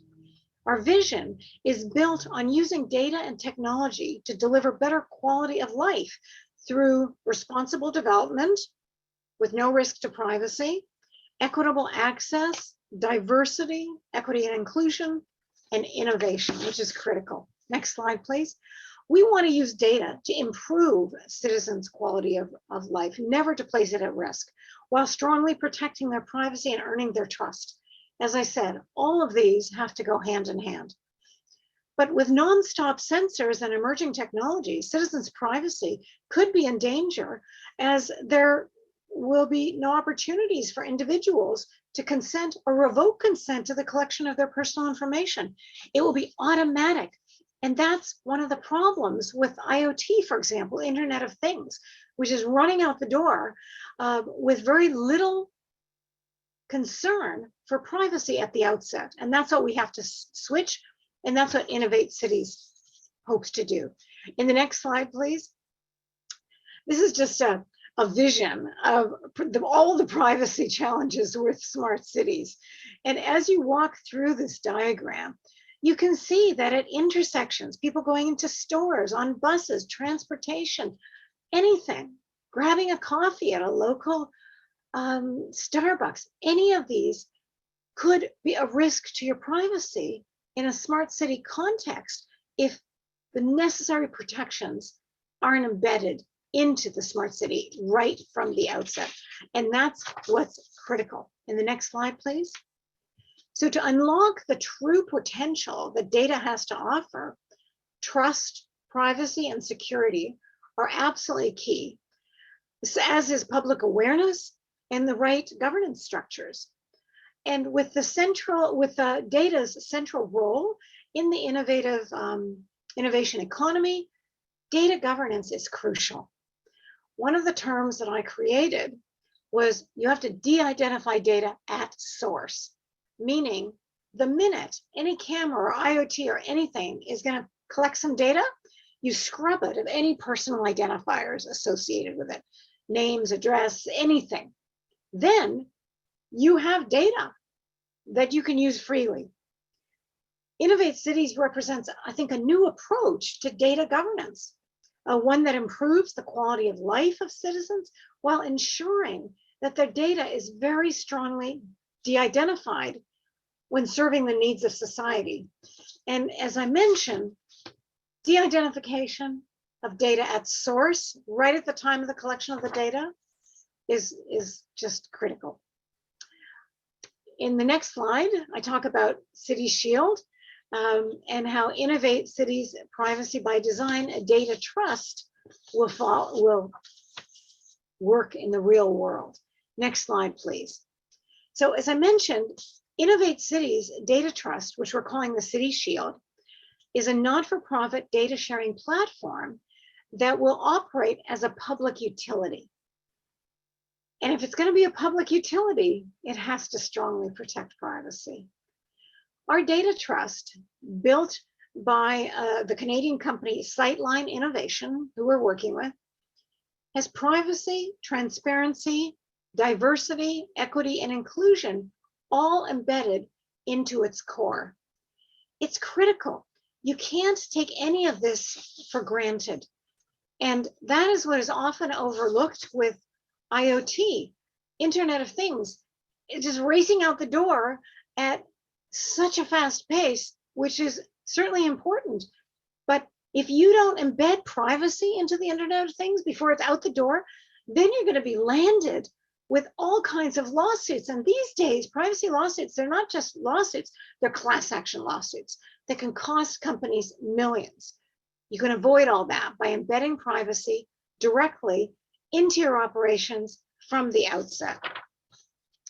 In the next slide, please. City Shield will not retain or provide access to any personally identifiable information. Let me repeat this because it's absolutely critical. City Shield has committed to strongly protecting your privacy and not enabling any access to personally identifiable data. Personally identifiable data, that's what makes your information personal information. And we always say privacy is about control. It's about personal control relating to the uses of your personally identifiable data.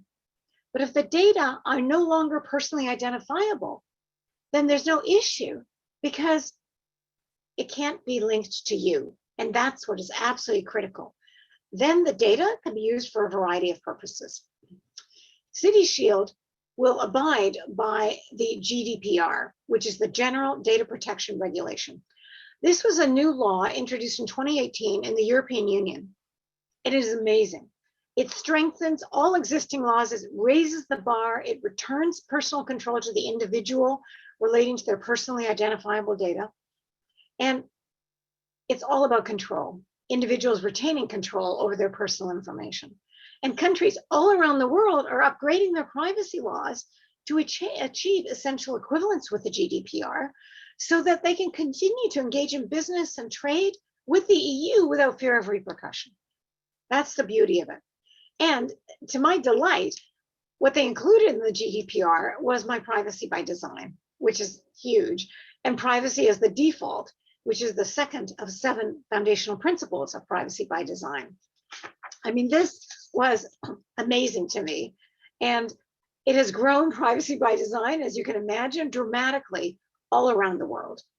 And I get calls every week from some jurisdiction, Japan, Brazil. Brazil just started a new privacy law. They just started it last year. They've included privacy by design in it as well. And so are many, many jurisdictions. So the fact that Innovate Cities and City Shield is moving forward with privacy by design embedded into their systems, this is huge. We will be compliant with the GDPR automatically, and we will ensure that the necessary protections are always instigated before any personally identifiable data is accessed. In fact, none of the data that City Shield will be using will be personally identifiable data. All of the personal identifiers will be stripped right from the outset. No personal information will be engaged in. And this is huge. That's why I'm so committed to Innovate Cities and City Shield. City Shield, as I mentioned, will enable data governance, privacy by design, and interoperability in order to unlock the value of municipal data. And this will enhance many things. It will enhance civic services. It will promote knowledge sharing and drive economic development. This is what we all want. We want a win-win. See, in the past, there was such a zero-sum mindset that was adopted. Zero-sum meaning either or, win-lose. You can have privacy versus security, or privacy versus data utility. That's nonsense. Get rid of the dated either or zero-sum mindset, substitute positive sum, which means you can have privacy and data utility, privacy and security, privacy and always together. And that way, you drive economic development like no other, because you're not holding anything back. Municipalities will be able to gain enormous benefits from this privacy by design approach to privacy and innovation. You weave the two together, but you also give people, residents in the cities, comfort that their privacy will not be at risk. That's what's critical. You never want to risk privacy. And that's the only way Innovate Cities and City Shield will be advancing, by offering the strongest protections possible for privacy that will enable valuable, invaluable data utility. In the next slide, please. Protecting privacy rights at both the individual and aggregate levels, City Shield will be satisfying both these requirements with its central commitment to privacy, transparency, diversity, equity, and inclusion, while acting as an honest broker of data rather than an owner. See, no one owns your data other than yourself. So if the personal identifiers are stripped, then the data can be used by others, but it doesn't belong to them. I always tell both governments and private sector companies, you may have custody and control over someone's data, but it doesn't belong to you. It belongs to the data subject, the individual. So please respect their privacy. City Shield is going farther than that and stripping all personal identifiers, so they can't be concerns arising with respect to privacy, because they will have been eliminated before any of the data is utilized. Total privacy, excellent data utility. Bound by both fiduciary and privacy responsibilities and focused on social outcomes of enormous value, City Shield offers a clear advantage, creating, in my view, a far better future for all of us, with the strongest protection of privacy and making maximum use of data utility. So again, remember, it's a win-win. You get rid of the data zero-sum mindset of either or, forget about it. That was so yesterday. And you substitute positive sum where multiple positive gains can be achieved at the same time. That's an ideal win-win structure. And this is what we're doing at Innovate Cities with City Shield. Thank you very much for your time. If there are any questions, I'm happy to take them. Thank you so much, Anne. And we can probably get to those questions in the chat if anyone has any questions. Before we get to the next session, here are the results from the last poll. You can see there 53% saying they disagree with the question there. And one final question: the future of cities depends the most on cities' ability to use data effectively and safely, cities' ability to build networks of private public entities, effective procurement processes, adequate municipal funding, or reaching net zero. So those are your choices.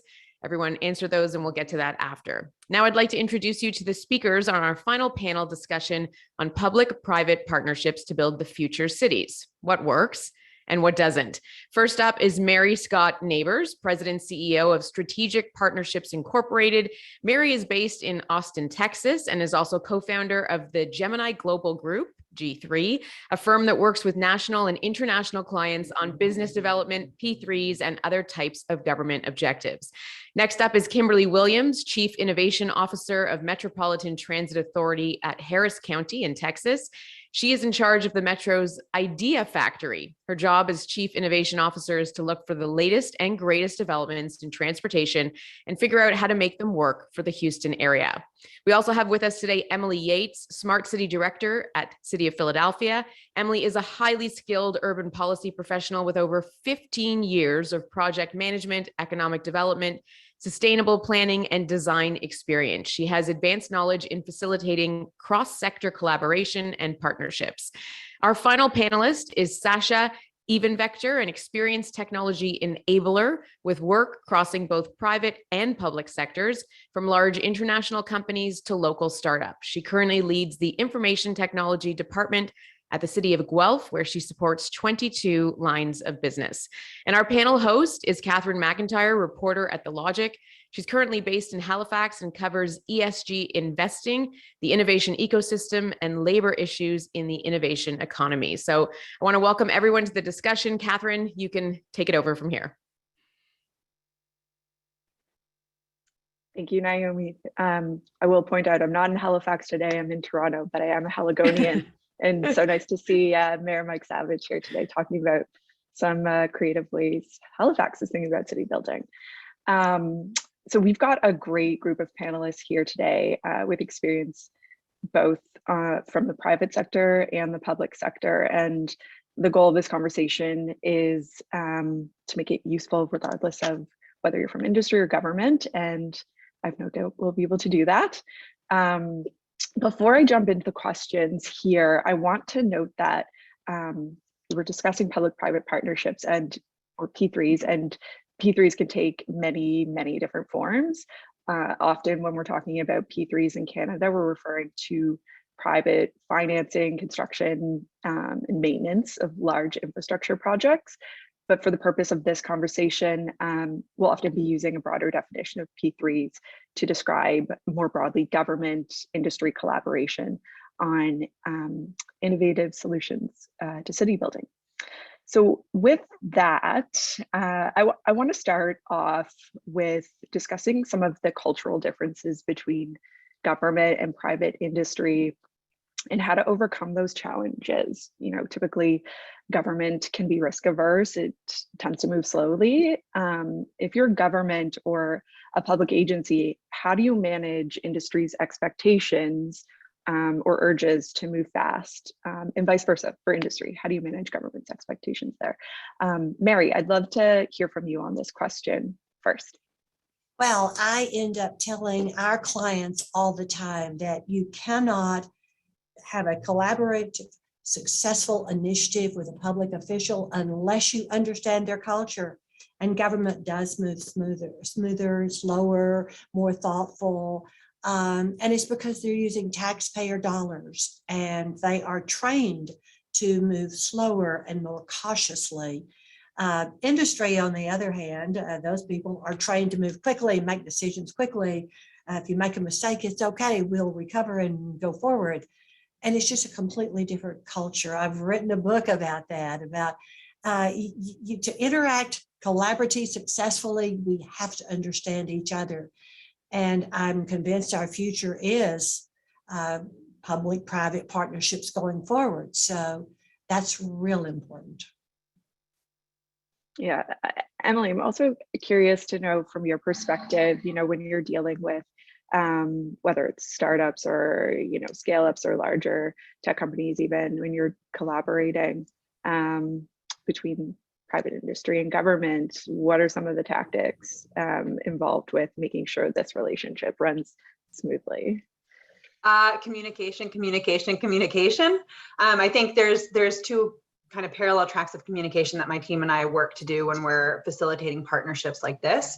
One is the internal partnership management, right? So a key part of our work is working cross-departmentally. So we'll work with the streets department, we'll work with the health department, and a lot of times they'll move very slowly. And so we're saying, okay, we've got to move a little bit quicker. We've got, you know, what are the holdups? How can we keep it moving forward? And then with our partners who are private sector, it's just very simply, we have explaining, as Mary said, we have a lot of mechanisms in place to manage risk on the city side. We are supposed to be the stable kind of partners in this, but we need your help to work with us too. So there's a lot of give and take and compromise.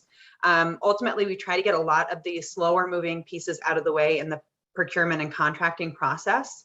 And then it's just checking in weekly and being very transparent. You know, I think a lot of times there's frustration when you don't understand why things aren't moving very fast. And so I work really hard to clearly explain to our partners, this is the holdup, you know, we're working through it, we're doing it as fast as we can, and we'll just continue to move this forward. But yeah, it's ultimately something as simple as just being very communicative and transparent. Yeah, that's great. You mentioned procurement. I want to pick up on that a little bit here. And I know this is a necessary factor. I'm not going to say a necessary evil in P3s, but you know, something everyone has to grapple with. And I know that for smaller companies, especially, the process can be very cumbersome and expensive. Are there ways to streamline procurement, particularly for companies that may be at the startup or the scale-up phase of developing the kind of innovative technology a city might want to explore? And Sasha, why don't you talk to us a bit about what's going on in Guelph on this front? Sure, no problem. So one of the things that we started, I mean, it feels like forever ago, but it was 2016, we started a civic accelerator, and we did that with, so our partner in that was the University of Guelph, and we started a thing called Guelph Labs. And that was our first problem that we tackled, was how do we look at procurement? And how do we make it so that it's not just these large companies that, you know, can respond to RFPs that can do business with the city, but how do we get our local startups? How do we get people who don't have, you know, the staff to respond to an RFP and get a presentation deck together? How do we get them into the procurement mix? And it was a long journey, but some of the things we looked at is, you know, what are kind of our RFP limits? Right. So in our discussion yesterday, when the panel got together, we talked about how that limit in some jurisdictions is 30,000. On a technology front, that buys you nothing.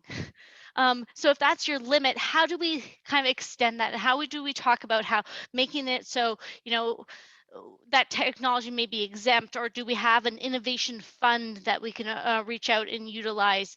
So those are some of the ways that, you know, you can kind of, I don't want to say skirt around procurement, because that is very important, and the due diligence they do is very important, but how that allows you to get kind of those smaller players in the game.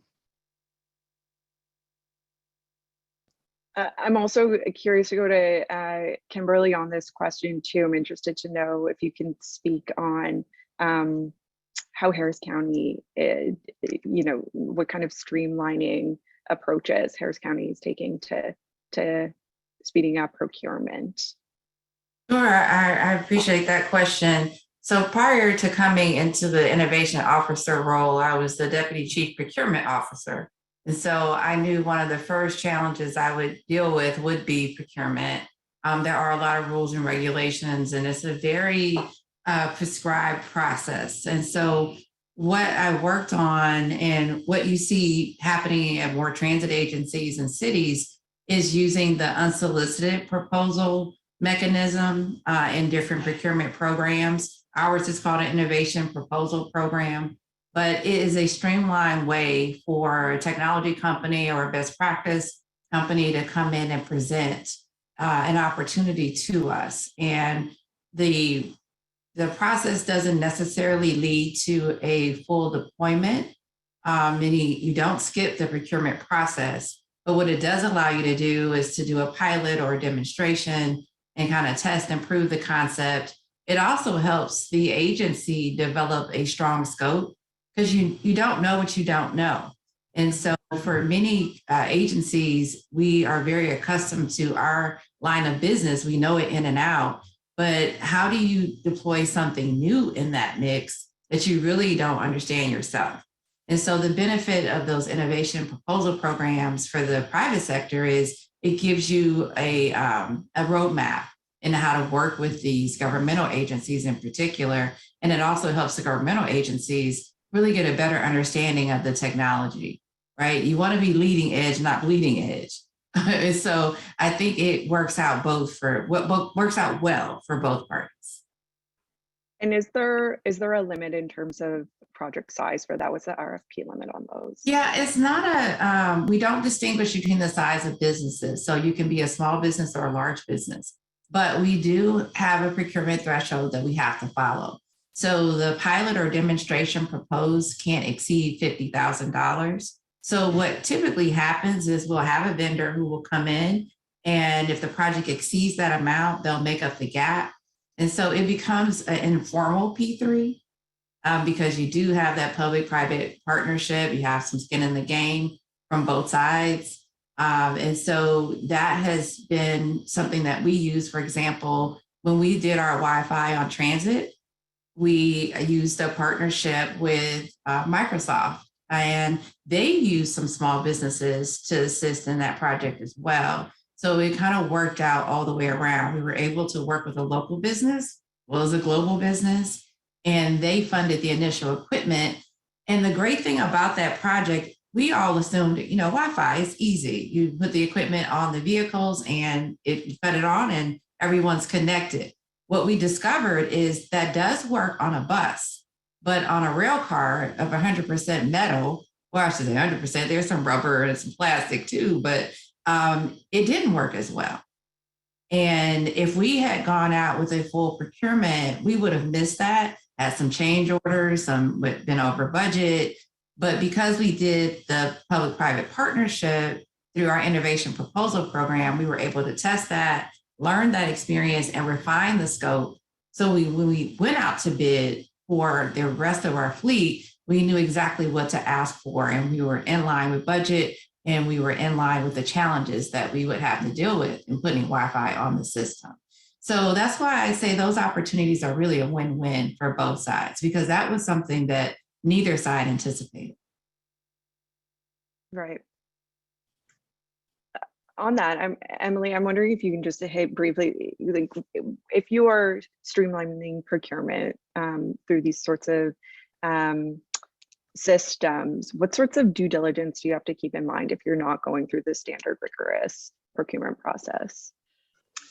Well, I think there's always some critical components that you want to just have in mind in anticipation of the legal challenges you're going to encounter in procurement. I think one of the misconceptions about RFPs is it's often about the size of spending, but in reality, it's really about the terms and conditions. It's about the liabilities. It's the indemnification that really take a long time of negotiation. And so in Philadelphia, for our, what would be similar to Kim's innovation proposal program, we have a small order purchase, which limits our contracts to $75,000. But the reason that we're able to use those to drive innovation is because they're standardized. And so they have standard terms and conditions. We know that we are not allowed to really negotiate on those.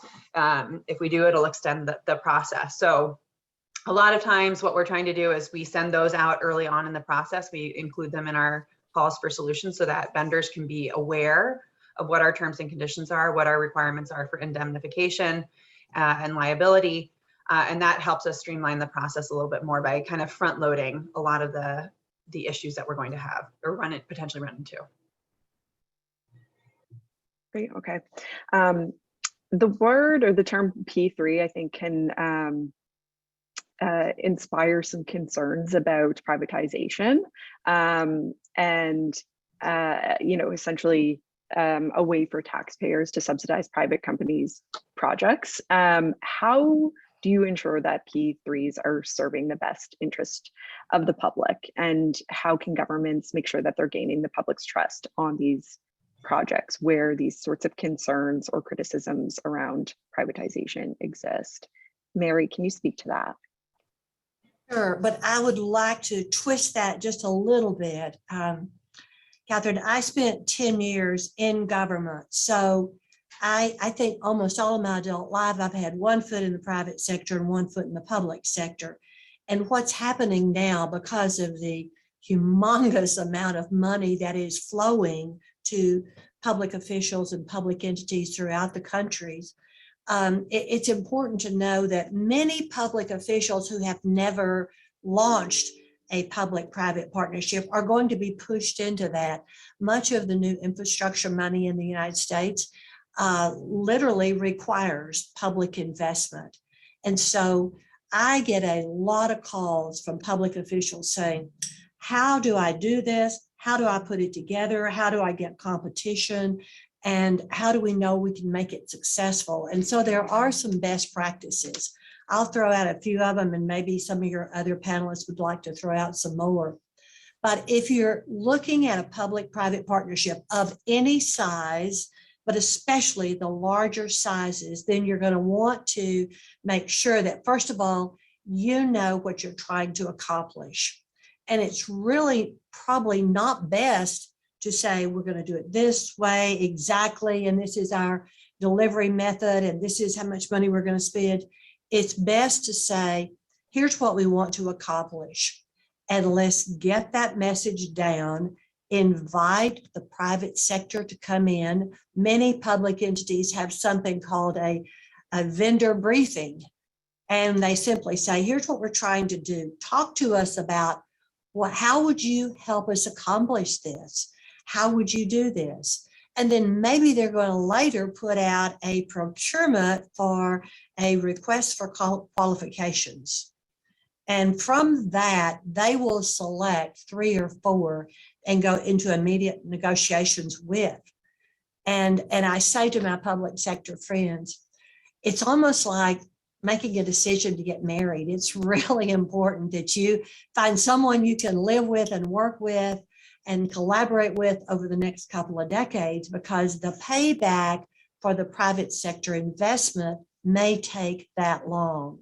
So there's lots of steps in between, but that's how the fastest way to get started and to think about the procurement process.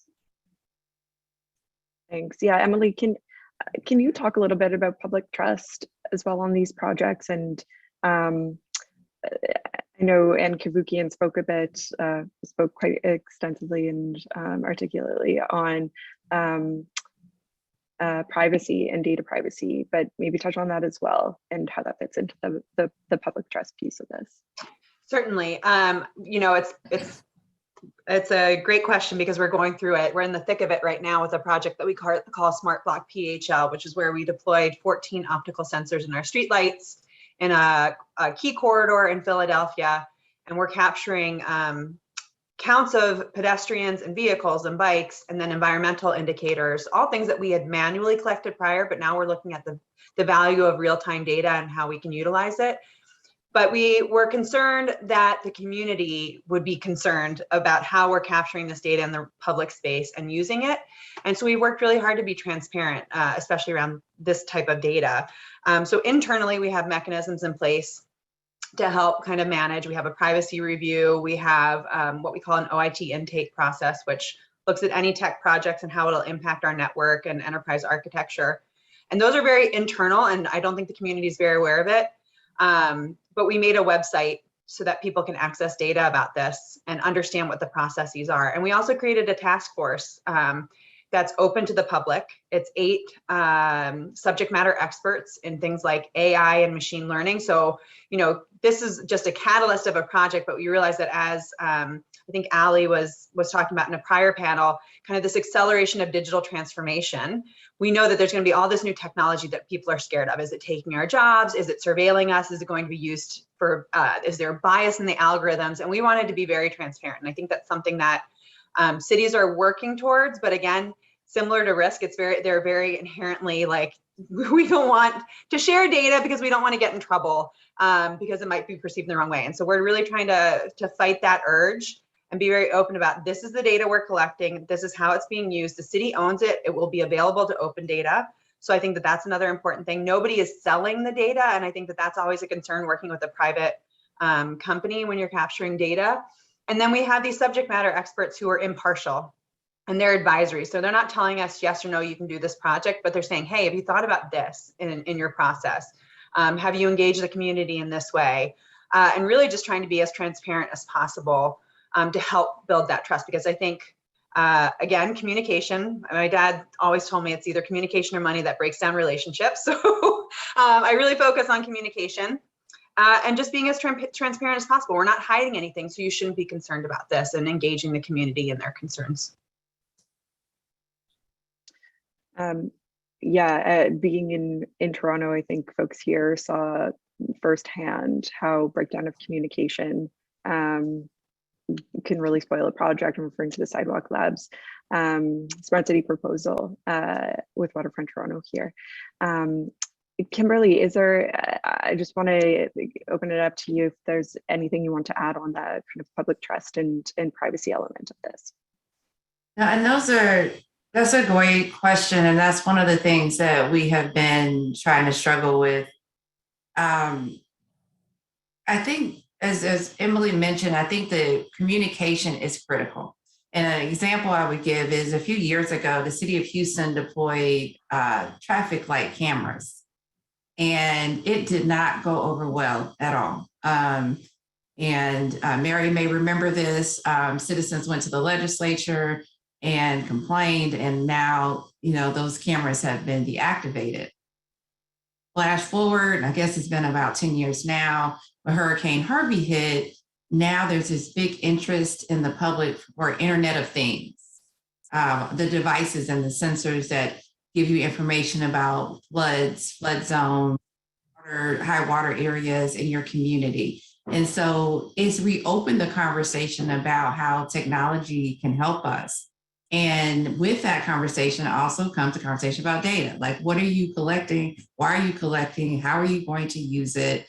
And as Emily mentioned, I don't think the city did a good job in the past on the traffic light, to understand why they were doing it. And I think we've gotten much better as cities and as agencies in explaining the why and making it understandable to the citizens about not only why we're using it, but why it's good for them, why it's helpful to them, why it's a tool that benefits them.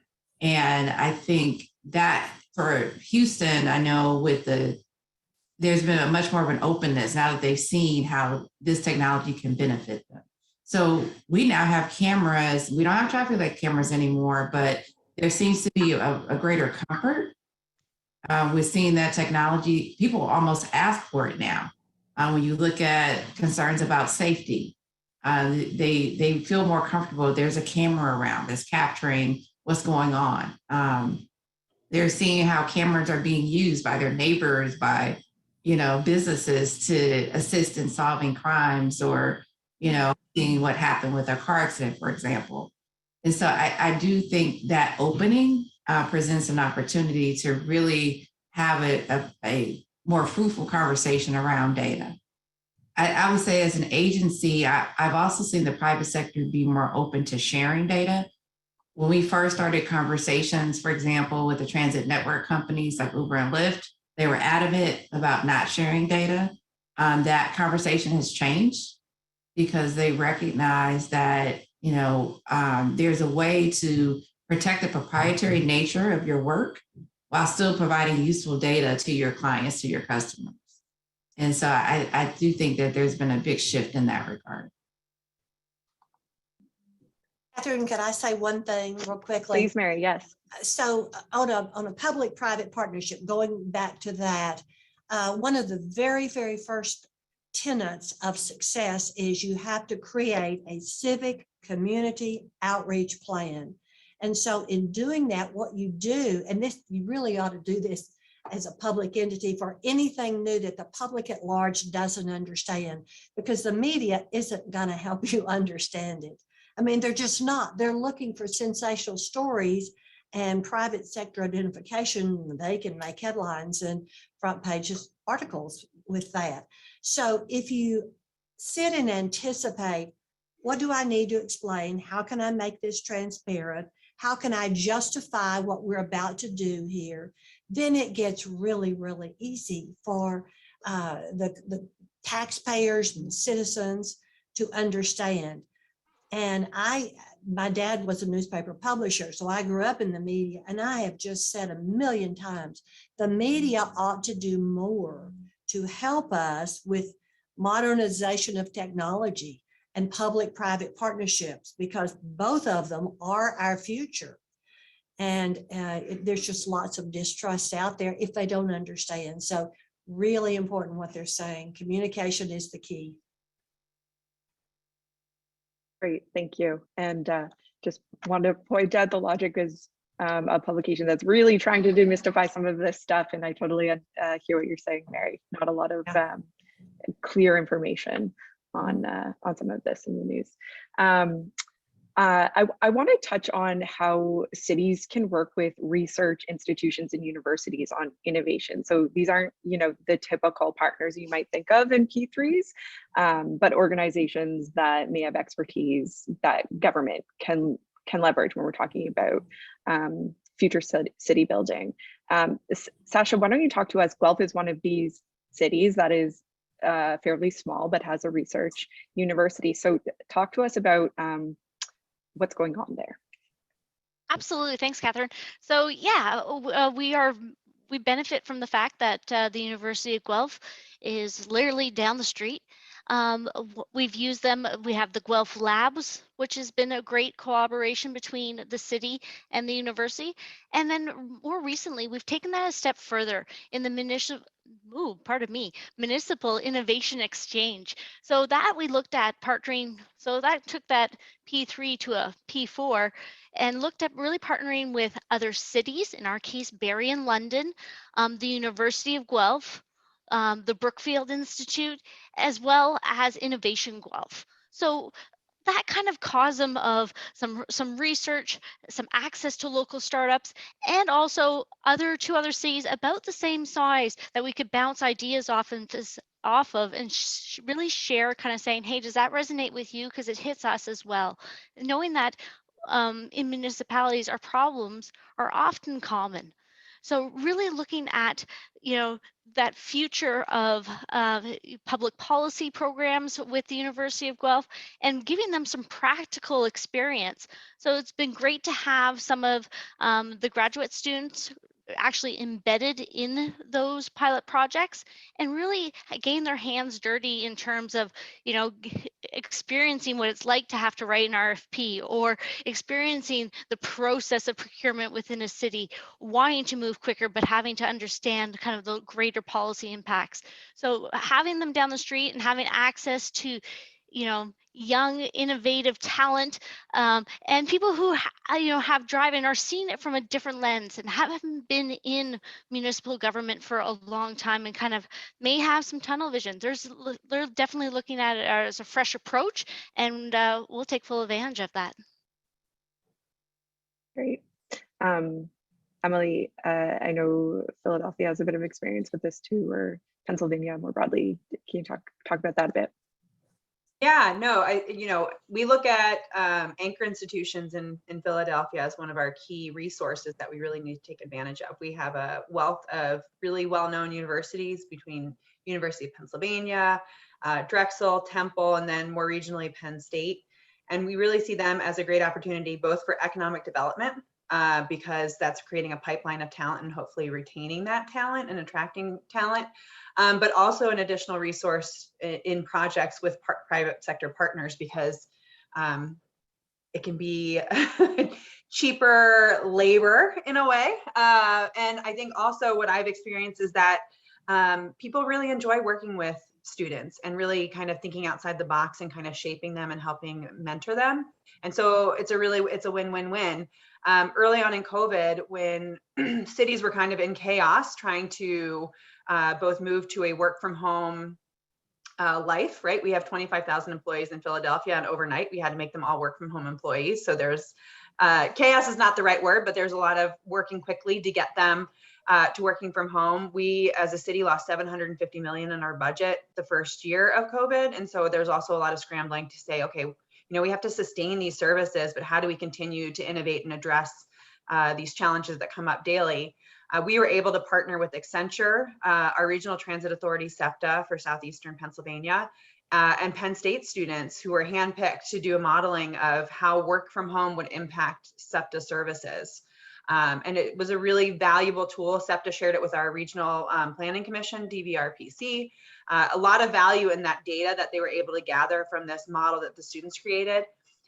We ran out of time because the students graduated and actually stayed in Philadelphia and worked for Accenture. So but we were even looking at, can we pivot this model to look at how work from home will impact the wage taxes, which are a key part of our budget, and use that as an anticipatory budgeting process. So it's stuff like that. You can be really creative. The students, I find are a value because they haven't been kind of boxed in by what happens when you work for a long period of time. Like, a lot of times in government, it's no, we can't do that. No, we can't do that. And I think students are these big thinkers, and can we test this and can we try this? And so they really drive innovation in a unique way. And so it's just been a huge valuable resource to partner with private sector and students as well. Wonderful. We're coming up to the end of this discussion pretty soon here, but maybe I'll just go around with a rapid fire question here. I'm wondering, should or how can governments use incentives to attract private partners on these sorts of innovative projects we're discussing, and vice versa? What incentives might private industry present to governments? Anyone have examples of this done well or this done poorly? Well, I can kick that off. Or you will go ahead if you want to. I was just going to say really quickly, you know, government agencies are challenged with funding, and so financial incentives aren't necessarily there. But I know one of the things that the transit agency has tried to do in the city is share our influence with our residents, with our clients, with the private sector, because we may not have money, but we have tons of customers. And so that's one thing that we always use as an incentive for companies to engage in P3s with us. Maybe you don't get a contract with the agency, but you have access to this new potential group of customers. And since my company works with industry that wants to contract with government, here's what I always tell them.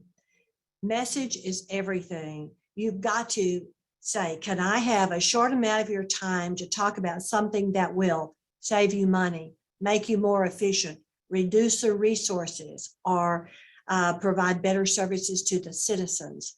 You have to look at what are they struggling with right now. And if you have an offering for that, that's the first thing you say. And then if you do get, normally they're a virtual call right now, but if you get that time, you want to spend just a few minutes saying, here's who we are, but here's what we could do if we cooperated together. And it's not that hard to get that introduction. So just be very clear that they don't want to hear about something that doesn't hit their top priorities at the moment. I'll just build on Kim and Mary in that 100% agree with both of them. The way that we always try to incentivize it is we can't financially incentivize it. We have limits on that. But we're always happy to partner in our research and development. So use our city as a living lab to test your technology.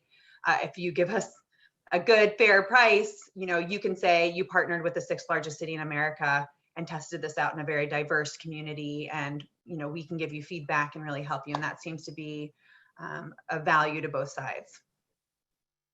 Great. And Sasha.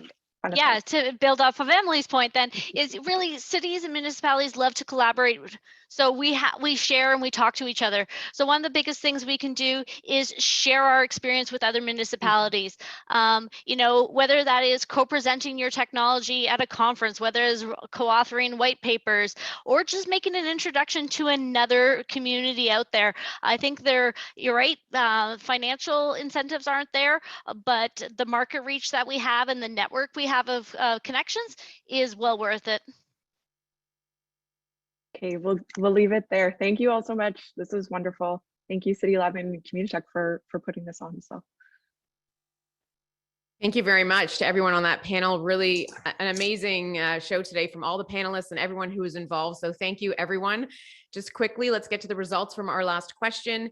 The future of cities depends the most on 47% saying cities' ability to build networks of public-private entities to work together. So that wraps up the future of cities. Big thank you to our sponsor, Communitech, and event partners, Rogers Communication, the City of Kitchener, and Presagis. If you'd like to join Future of Cities as an official partner, please reach out to John Lee, john.lee@communitech.ca to discuss options and next steps. And thanks to you, the network of leaders in the business of building our cities. Thank you for being here. We've been bringing City Age to you all virtually from the very start of the pandemic.